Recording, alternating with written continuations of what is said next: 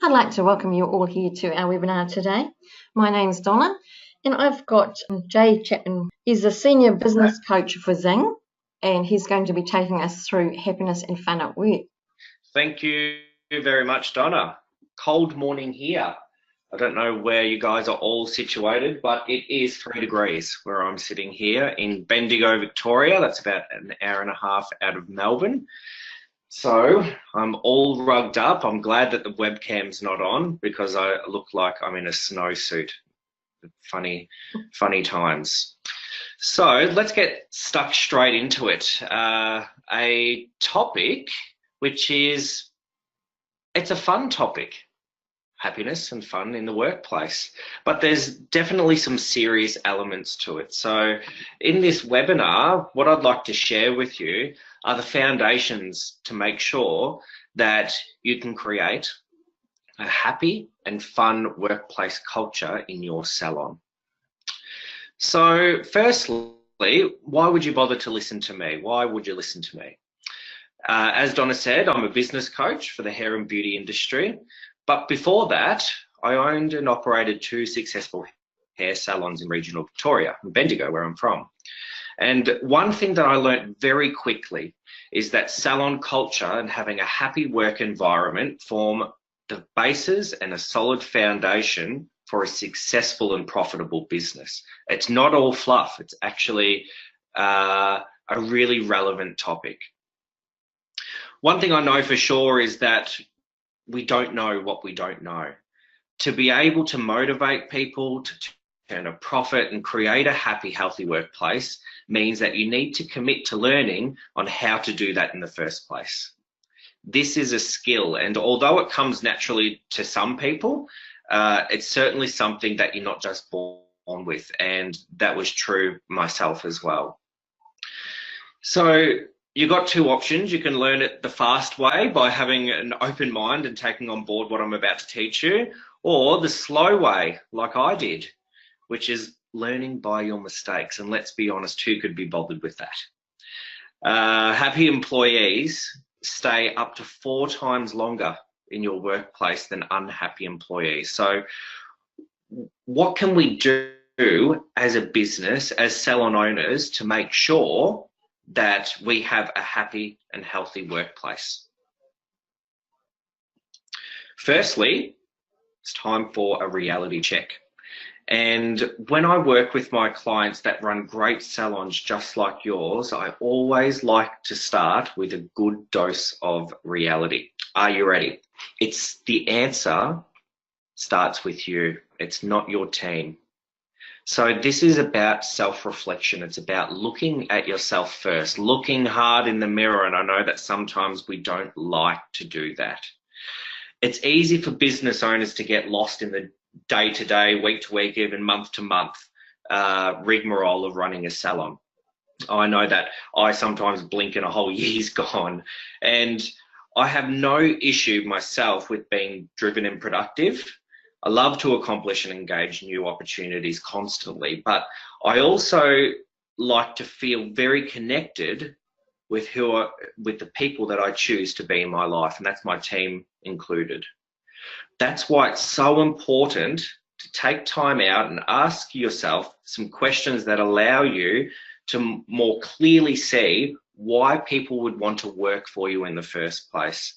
So these questions I would like you to either write down or just reflect on and ask yourself right now. Am I being the person that other people can respect and look up to? Am I leading by example?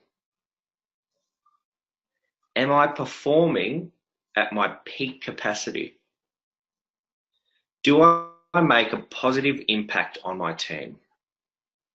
And lastly, my favorite one, would I want to work with myself? Now, we probably know what we should and want to answer, but I want you to reflect and think to yourself, can I 100% confidently say yes with true confidence to each one of those 5 questions? And if the answer is no, then we do need to start with looking at ourselves. Happiness in the salon starts and ends with you. And as I said earlier, we don't know what we don't know. And one thing that is very hard to see in yourself is how you are projecting yourself onto others. And you need to lead from the top. When you signed up to be a salon owner, you let go of the opportunity to be below the line. You need to make sure that if you have a team, and the larger the team, the more of a need, you need to make sure that you are leading from the top.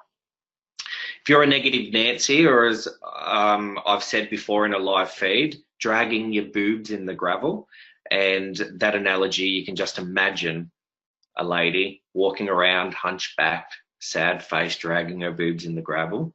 Well, chances are your team are going to follow suit. So this leads me to my first point that you absolutely must nail if you're a business owner in our industry. We know that one negative person can impact a whole team. The same rule applies with a positive impact in your salon. It's contagious. Humans are empathetic creatures. And what that means is we sponge from our environment.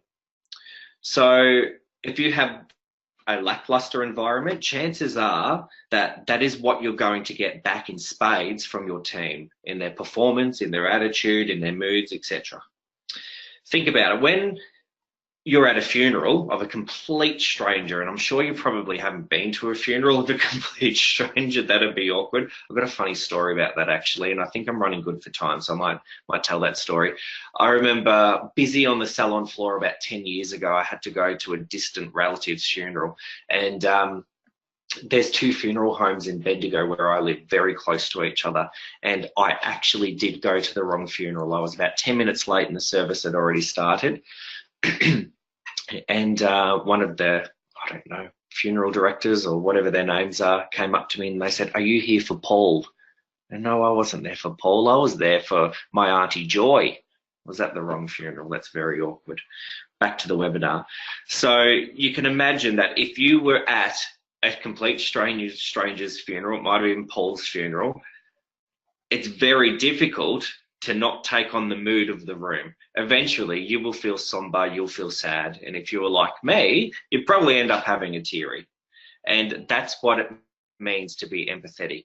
We take on the mood of people in our room.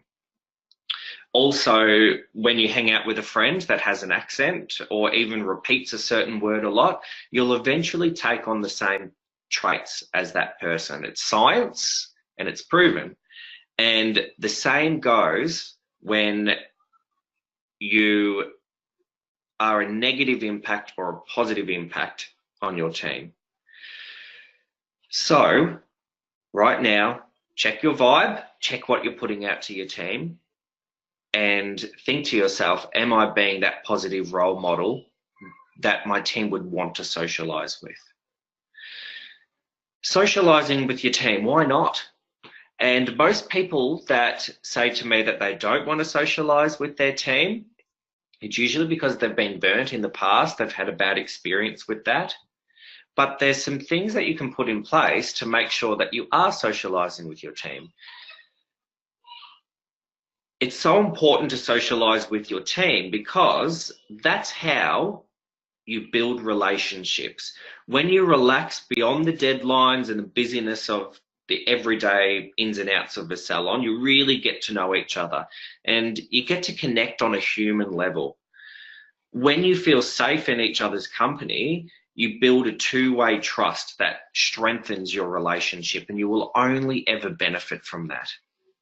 So when you work with someone, it's important to see them in a broader sense as more than just a team member or a staff member or worker, whatever you like to call them. It gives you an understanding and empathy that can only enhance the culture of your salon. Now, if you're thinking, no, I'm not going to be the bestie with my team, then that's not what I mean. And I'll break that down a little bit further. Everyone wants to work in a place where they feel a sense of connection and purpose. And even more so with the newer generations, the millennials and the Gen Ys, and avoiding socialization with your socialization. Is there such a word as socialization? Socializing. Avoiding socializing with your team sends a message that you're from different tribes. It's a disconnect, and it leaves your team with not having a sense of purpose or a belonging in their workplace. And if you think about it, your team is spending more waking hours with you and their work colleagues than what they are with their loved ones. So it's really important that they have that sense of purpose. It really is a foundation.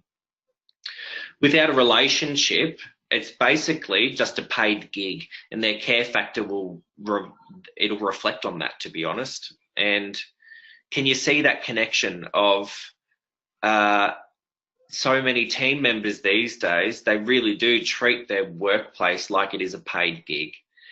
And when they have that perspective, then that's what's going to be driving them, the money, coming to work and going home. When they enjoy work, when they're having fun at work, when they're happy at work and they have a bigger purpose outside themselves, they skip into work. They want to be in your presence, and they won't do that without a strong relationship. So just to recap on that, because I think it's really important to recognize that millennials have a stronger need to connect and belong more than any other generation before. And I reference millennials a lot because that's the majority of who you're going to be working with and employing. You have to be sincere, and millennials and Gen Ys have this incredible innate ability. Their bullshit monitor is always turned up to 100. So you really do have to be sincere when you want to connect with them and you want to build a relationship with them. And I've met many salon owners before that tell me straight up, I don't want to be friends with my team. And unfortunately, that is one thing that is only going to hold them back. So if you exclude them in getting to know you, then you leave them feeling suspicious. What's this person got to hide? But when you engage and you socialize with them, you'll win their support. It's a simple, simple premise. So now let's talk about boundaries, because that's where most salon owners fall down when they go too far and when they've been burnt, is not having a clean enough line in the sand, not having really great boundaries. So modeling great behavior is always the keys. Always the key. I'm not a party animal myself. I never have been. I don't think I ever will be. So the chance of me losing control when I'm socializing with my team is incredibly slim. And if there's an age gap between you and your team members, it's even easier to separate work and play. It can be very challenging when you're all in a similar age bracket, as I was with my team. And when I first bought my salon, I would have been 22, and most of my team members were anywhere from 18 to 30. So it was tricky to draw that line, and I did cross that line in the sand a few times. I did cross those boundaries and probably stayed out a little bit too long with my team, and maybe had a few too many drinks and got involved in the gossip when I shouldn't have, and it was toxic. Absolutely toxic. So if you take one thing from today is, yes, it's important to socialize with your team, but you can lose the respect of your team very, very quickly. When you cross the line, that will happen. So I suggest that you never have too much to drink in the company of your team, and that you're always careful with what information that you share with them. So avoid gossip at all costs. That's a no-brainer, but it is good to remind ourselves. So also keep yourself nice. No one is ever the best version of themselves when they have a little bit too much to drink. Okay, so the respect of your team members will quickly dissolve if they see you in that light. It's not hard to plan social gatherings that will help you keep within the boundaries. So perhaps you might go out with your team, share a meal, maybe go 10-pin bowling, and look at heading home at a decent hour. It's simple, but you have to have a plan. You must plan for it. Let your team kick on and you leave early. I always find that always serves me. If it gets around to 10 o'clock and they're starting to get the shots out, or if they're starting to talk about what venue can we go to next, leave early. Stuff never goes down at the start of the night, just saying. By removing yourself before things get messy, you eliminate the need for apologies and explanations, and we don't want to go there. The line between professional and personal remains sharp, and no one needs to feel compromised. Short bursts of social interaction are incredibly valuable for your team and the overall culture of your salon. Connection and happiness are crucial for a happy environment. So, making your business a negative-free zone. So, when you signed up for the webinar, I hope you weren't under the impression that this is going to be a fluffy webinar about how to dance around and skip and la la la in your salon, because it really is important to make sure that you do have that foundation, and that's being able to mitigate negative feelings and a toxic culture in your salon. Okay, so making your salon a negative-free zone is so important, and many of my clients experience a disconnect with their team and a disconnect in communication, and that not only kills good vibes in your salon, but it is the perfect environment for negative moods, negative attitudes to fester. So one non-negotiable that you absolutely have to implement when you work with me is that you have to have one-on-one meetings with each team member every single week from now on. So some of my clients say to me when I tell them that that is a non-negotiable. So how the hell do I find time every single week to spend 15 minutes with each team member? The answer is make time. We all have the same amount of hours in a day, the same amount of minutes in an hour. So some people have 36 on team, some people have 4 on team. And this is a crucial part of your business. As far as I'm concerned, having one-on-one meetings is the perfect place to form really great communication and to put negative behavior to bed once and for all. But it's also your perfect opportunity to speak to your team on a one-on-one level and build that rapport and have that relationship with your team. We're really quick to jump down our team's throat when they don't do something the way that we want them to do. But when do we make time to praise our team, to have that conversation with our team and let them know what they did really well that week? It's really important that you have one-on-one time to talk about the numbers, what marketing campaigns you've got on, to boost your rapport with each team member, and also share with them what you really like and what they bring to the table as a valued employee. When there are set times for one-on-ones in place, the salon is providing clarity. It is working towards a better understanding as to what's expected for the individual team member.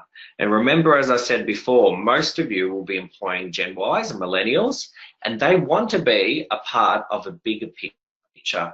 And that's your time to share with them what that big picture is.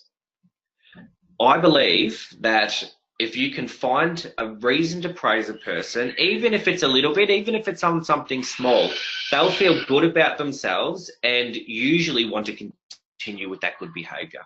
That can only be a good thing, right? The key here is efficiency and the team being aware that you have zero tolerance for any negative behavior that you're working towards a common goal. A workplace that everyone feels safe, supported, and happy in. Communication and set times to do so allow the team to empty before things can fester. So I always like to use that analogy of the cup.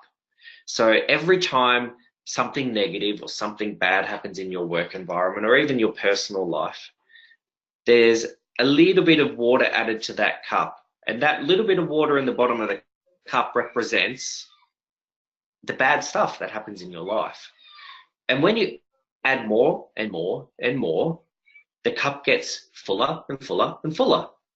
Eventually, it'll overflow. And that usually means a dust up in your team. It usually means calling in sick. It usually means that a staff member leaves.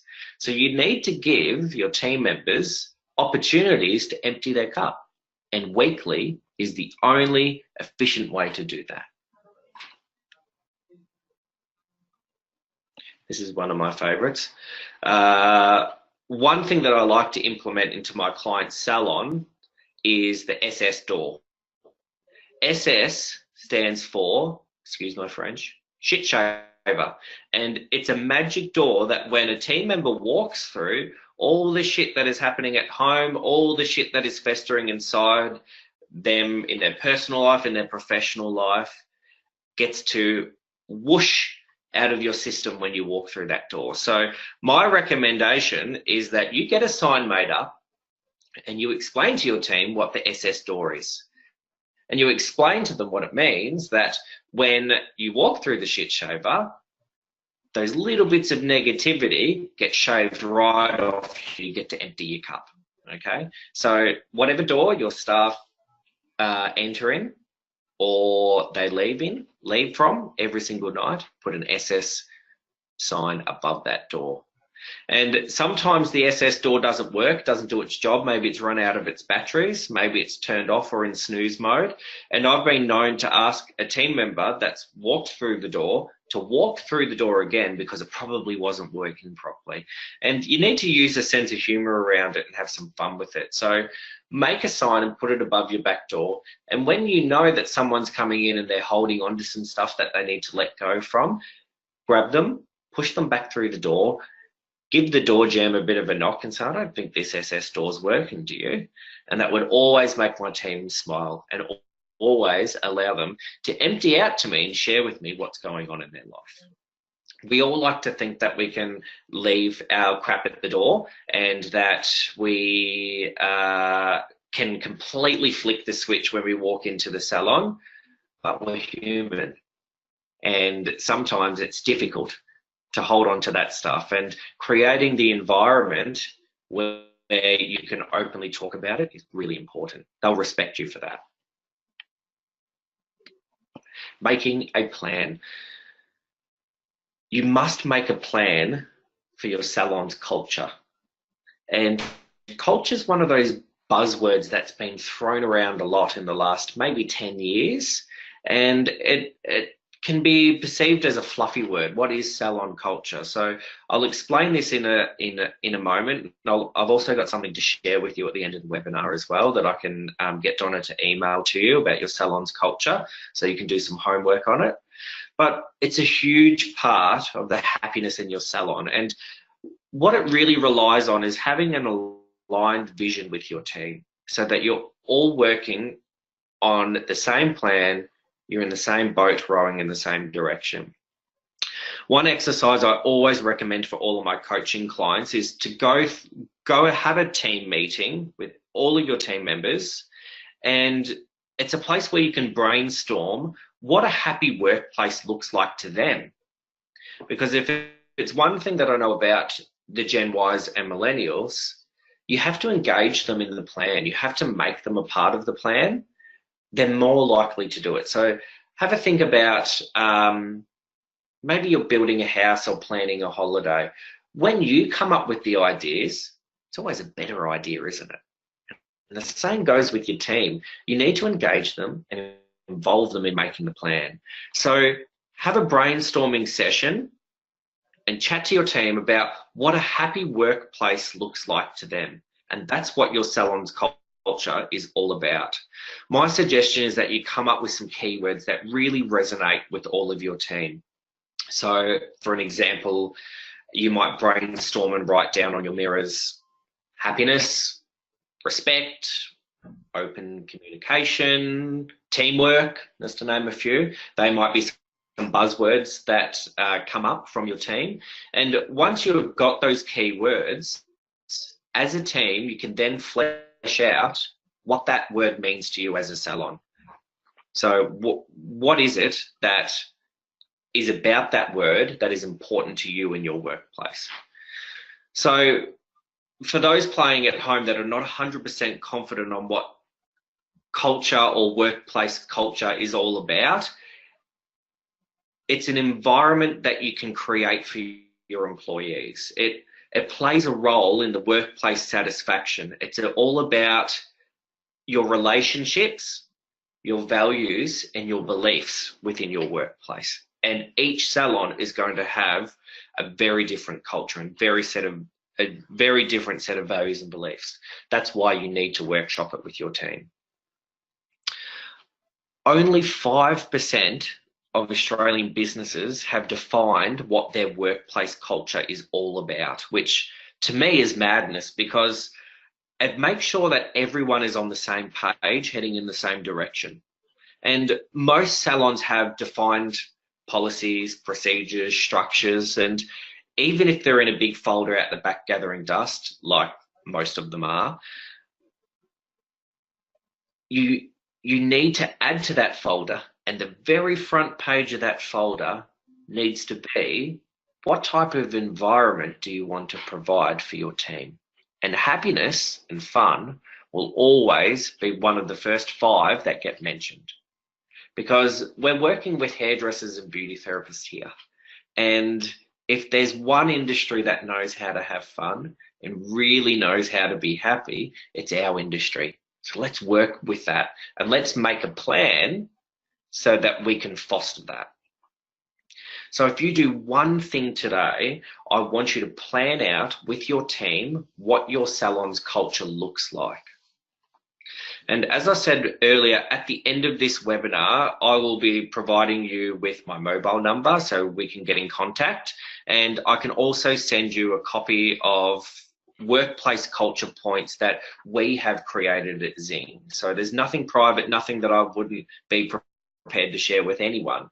But it'll also give you an idea of what a workplace culture looks like when it's written down and it's finished. And this is in our policy and procedures guide at ZING. So this will give you a great idea for a starting point on how to create a solid plan around fun and that happiness culture in your workplace. Because if you take away one thing today, is that having fun and happiness in your workplace has to be created. You need to work towards it. It doesn't just happen. And ultimately, we're human, and these things can fall over. Brings me on to my next slide. This is something that we forget about all too often, that we're not all cut from the same cloth, that's for sure. We are all different. And what I mean by that is that we are all individuals, and in this day and age, with how difficult it seems to be to find team members, it's not about hiring the right person that will fit perfectly within your team. It's about hiring someone that has the right attitude, and then from there, making it work. So I remember when I first started my journey as a salon owner, and you could advertise for team members, and you would have so many people apply that I did this once or twice, have to re-advertise to tell people stop bringing your resumes in. So out of those 10 or so qualified hairdressers or beauty therapists or apprentices, you'd have the pick of who's going to fit in your team the best. We don't have that luxury anymore. So all we need to do is find the right people and create a plan to make sure that they have an environment to really thrive in. So as I said before, we're all human. And although we try our hardest to be happy and we try to be happy all the time, we definitely can slip below the line. And it's not about how often you slip below the line, because everyone is different. It's about how quick you bounce back above the line. And another trait of being human is the need to feel trusted, and that need for your team to feel that rapport with their boss, that so that they're in a safe environment. You really need clear communication with your team and vice versa.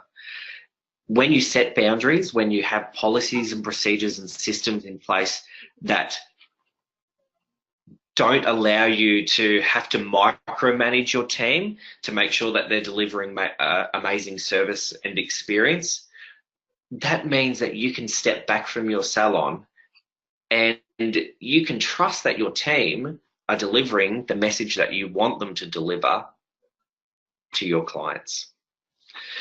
Having a happy workplace is this connected? Sorry, I've just had a weak internet connection message come up. That's fine, Jay, keep going. Good, okay, excellent. Start again. Having a happy workplace is about having more than just awesome Christmas parties and all the other fluff in your business. It's not just about having free coffee and going out and getting drunk. It's about creating a serious business model, a proven business model, and most importantly, you need to be a strong and confident leader, not a manager. So back to Gen Ys and millennials. They don't want someone to tell them what to do. They want someone to make them a part of the plan so that they have a voice. They need to trust, they need to connect, and they need to have a valued relationship with the management team, the team leaders, and also you as the salon owner. More and more these days, it's getting harder to find staff. And one of the main reasons is because staff are attracted to working in salons that are proven and that are known for having happy employees. Because if it's one trait of hairdressers and beauty therapists, they talk and they're very connected. And you'll see some salons that employ 15, 16, 20 staff. The biggest I've ever employed was 30. The biggest I've ever coached was 36 on team in one salon location. And people are drawn to those business models because they're proven. And there's an assumption that they have a happy, healthy work environment. And that is one element that you must nail to get to that size. So I want to thank you for your time listening to me rant and ramble on about happiness in the workplace. And if you want to know more about what it is that I do as a salon coach that goes beyond creating a healthy salon culture, here's my number. You can text me. And I know that there's some of you in New Zealand, so we'll probably have to get the Australian text code, but that's okay. I'm sure Donna will be able to send out a follow-up with my email address if that's okay. But what I would like to send you is some information on happiness in the workplace and having fun with your team, and also a blueprint for you to follow on how to run a team meeting to create a happiness culture and how to refine your culture in your salon. So now's the time to ask any questions, anything that you would like to know on this topic, or it might be a random question, that's up to you. But I'll let Donna explain how to ask a question in this webinar and we'll go from there. Thank you. Thanks, Jay. That was really great. If you could just pop your questions into the control panel that you've got on your device, and I'll be able to see those and I can read those out for Jay to answer. I just wanted to comment, Jay, about talking about millennials. The team that I work with here at Katoomba, certainly on the help desk, are mostly in that millennial, Gen Y, Gen Z even bracket. And you did right. It's about they want to belong and they want to be part of it. And it's really important that they do all that. We had a meeting with them recently about what we could do to make things better for them here at work. And they wanted to socialise, and they wanted all that fun stuff to be part of it. So it's actually really important for them to be able to do that in their day. So yeah, it's really interesting working with the younger generation. Absolutely, and they are a social generation. And what I find, it's quite common that a client will contact me and say, I've tried this social thing before. I give them a few dates and, oh, that doesn't suit me. I've got this on, I've got that on. And they end up throwing the whole plan in the bin. And I'll give you one more piece of advice is, they're social butterflies. They don't stay at home like their baby boomer generations did. They spend their money. They go out and they meet up with their friends and family. So give them enough time, because they've got a very, very busy diary. They're socialites within their own right. So that's why it's so important to have a plan. And I know at ZING, because we plan our whole year. We spend 3 days together at the end of the year and plan our whole year. We plan out all our marketing, all our goals, all our financials, and we also plan when our social catch-ups are, because we know the value of that. Yeah, that's a good idea. That planning's so important. And I know what you mean by about trying to get into their diaries. Sometimes it's just a real challenge to get them all on the same day at the same time. That they're really busy. Absolutely. Yeah, and it's all on their phone too. On that social media stuff as well. They're just connected everywhere. Okay, I'm not seeing any questions pop up. I'm just going to wait for another couple of minutes, or a minute or so, to see if we've got anybody out there who wants a question. It doesn't have to be about today's session. It could be something else that you suddenly thought, I've got a business coach here. Take the opportunity to ask the question. So we'll just wait for a little bit longer. And not a problem. Pop up. Okay. I'm catching up with. Sorry, Jay. I was just going to say I'm catching up with a friend today, and just for coffee, and he sent me a meeting request in my diary. I literally laughed out loud. You know, text back and forward, hey, do you want to catch up for a coffee? Why don't we meet here? Blah, blah, blah. 10 minutes later, I got a meeting request in my diary on my iPhone. I thought, who does that? But it's a social engagement, and you have to have a structure around that, whatever works. Yeah. So, yeah, we do treat our diaries like we're Kardashians or politicians with all the important appointments, even social. Well, I keep telling both work and at home, and my family saying, well, if it's not in my diary, I don't know it exists. So. Oh, exactly. Yeah, and I'm the same. I always say it's in my diary, so I don't have to remember. Okay, cool. I've got a question here for you, Jay. So how do I find out from my staff what motivates them? Each staff member responds differently. Yep, absolutely. So you nailed it with every team member responds differently. Typically in our industry, money isn't a motivator. And it's interesting because there's so much talk around about targets and 3.5 times your gross wage and incentivizing your team with money. And that's only one way to motivate your team. And it's actually not the most efficient way. So if you think about having Christmas lunch with your nana or your nonna, and at the end of the Christmas lunch, you go up to your nonna and you say, thank you so much for putting so much effort in. You've worked really hard all day, I can tell. Here's $50. She'd be offended. It's because money isn't a motivator. But if you said to Nonna, thank you so much, I really appreciate that, and give her a kiss on the cheek and give her a present that is sincere and meant something to her, but the value was only $10, she'd probably burst into tears. So it is important to find out what motivates your team, and money is certainly not the best motivator.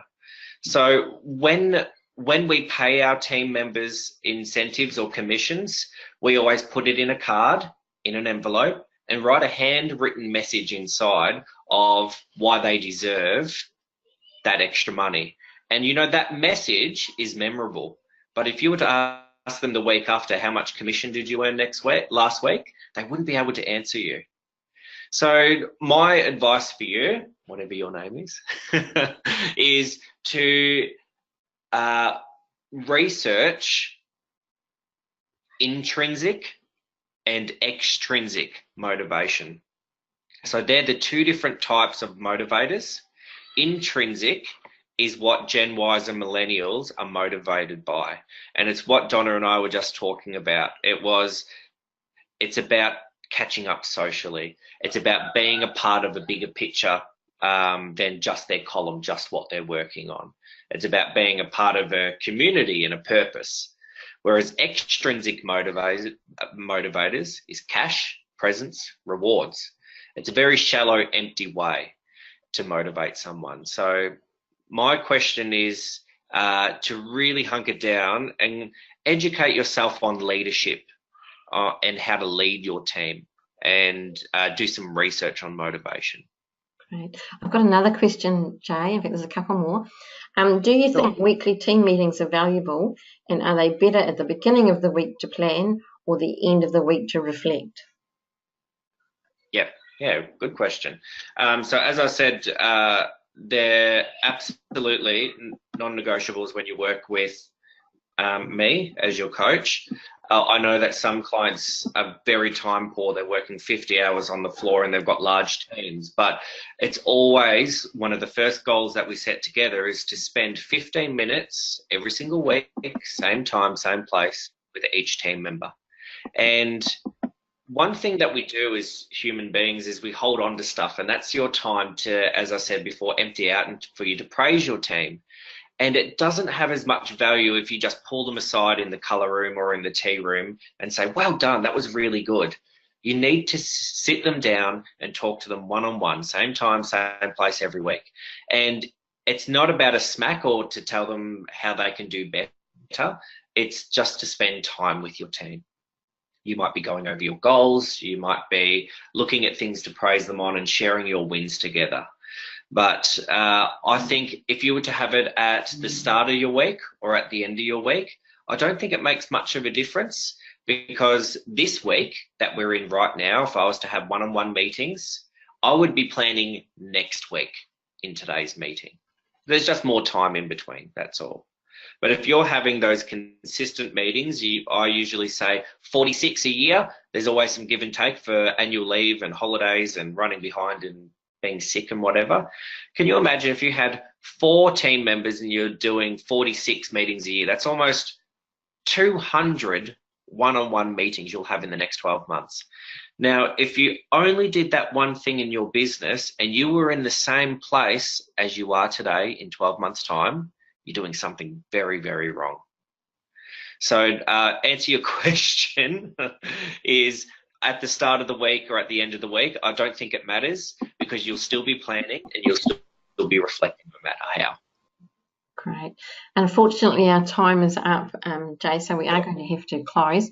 A big thank you for webinar today. It was really interesting and really informative. And I've got some thank yous popping up on the screen, so the participants are saying thank you as well, so that's great. For those people who are wanting your handout, if they just text you on that number that's on the screen, yes. Is that correct? Yes, that's right. That's excellent. Or if they're in New Zealand, they can't get my number to work, you can always email me, and it's jay@zingcoach.com.au. So jay@zingcoach.com.au. Fantastic. Okay, so thank you very much, and thank you for everybody who's attended today. I look forward to catching up with you all next month. And thanks, Jay. That was great. Have a great day. Absolutely. Thanks for your time. Enjoy your Monday.